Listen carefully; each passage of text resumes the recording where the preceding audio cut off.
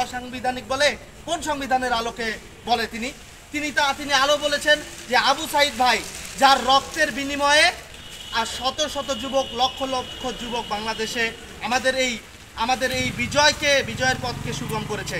তিনি তাকে নিয়ে কটূক্তি করেছে যা আমাদের শহীদদের রক্তকে অবমাননা। আমরা তার ঘোর প্রতিবাদ জানাই এবং তিনি আরও বলেছে যে রিস্টার্ট বাটন চাপা নিয়ে তিনি একটি স্ট্যাটাস লিখেছে। তিনি বলেছে আমরা কি রিস্টার্ট বাটন চেপে আমরা তো মুক্তিযুদ্ধের ইতিহাসকে মুছে দিতে চাইনি। আমরা তো আমাদের পূর্বপুরুষ যারা মুক্তিযোদ্ধা তাদেরকে অনুপ্রেরণা হিসেবে নিয়েই আমরা আমাদের এই আন্দোলনটা করেছি এবং এই আন্দোলনটা সফল করেছি। আমাদের অনুপ্রেরণা ছিল সেই সকল মুক্তিযোদ্ধারা। আমরা মুক্তিযুদ্ধের প্রশ্নে আপোষহীন। তিনি রিস্টার্ট বাটনের কথা বলে তিনি এই বিষয়টিকে কোন দিকে প্রভাবিত করতে চেয়েছে তা আমরা বুঝতে পারি। তিনি পতিত স্বৈরাচারের দোসর, সেটা বোঝার আর কোনো বাকি থাকে না, সেটা আমরা পরিষ্কারভাবেই বুঝতে পারি।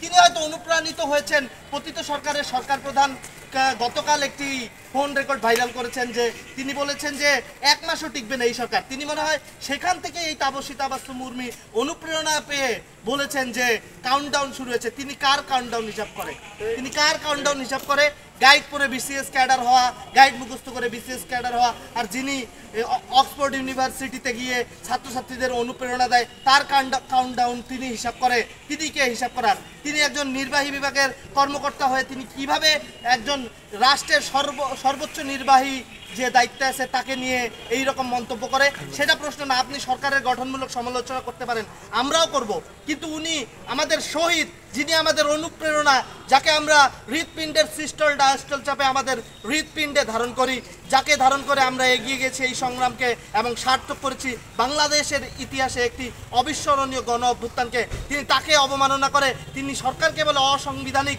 কোন সংবিধানের আলোকে? যেই সংবিধানে গণমানুষের অভিব্যক্তি নেই, যে সংবিধান গণমানুষের মৌলিক চাহিদাকে স্বীকৃতি দেয় না, সেই সংবিধানের আলোকে বলে? অ্যারিস্টটল তো বলছেন constitution is the way of life. এই সংবিধানে কোথায় ওয়ে অফ লাইফ? আমরা তো এই সংবিধানের সংস্কার চাই। কারা এই সংবিধানে অন্তর্বর্তীকালীন সরকার, তত্ত্বাবধায়ক সরকার এইসবকে বাদ দিয়ে সংবিধান রচিত করেছে? এইসব নিয়ে সমাজে আলোচনা হওয়া দরকার। তারপরে পরিশেষে বলতে চাই, উর্মি যিনি পতিত সরকারের ম্যান্ডেট প্রাপ্ত হয়ে পতিত সরকার দ্বারা অনুপ্রাণিত হয়ে তার দোসর হিসেবে একটি ঘটনা ঘটাতে চাচ্ছে যে তিনি এইভাবে প্রতিবাদ করবে আর ভারতীয় মিডিয়া তাকে নিয়ে ফুলিয়ে ফাঁপিয়ে নিউজ করবে যে দেখেন বাংলাদেশে একজন সরকারি কর্মকর্তা কিভাবে প্রতিবাদ করছে, সে যে সরকারকে সরানো হয়েছে সেই সরকারের পক্ষ বলছে। তার উদ্দেশ্য সম্পর্কে আমরা জানি। আমরা ছাত্র এবং জনতা এবং সকল রাজনৈতিক দলের সকল সদস্যরা বাংলাদেশের মাটিতে যারাই এই রকম কার্যক্রম ঘটাতে চেষ্টা করবে তাদেরকে দৃঢ় হাতে প্রতিবাদ করব এবং তাদের বিরুদ্ধে দাঁড়াবো। আমরা বিরুদ্ধে দাঁড়িয়েছি। তারা যখন আমাদের বিরুদ্ধে বুলেট ছুঁড়েছিল,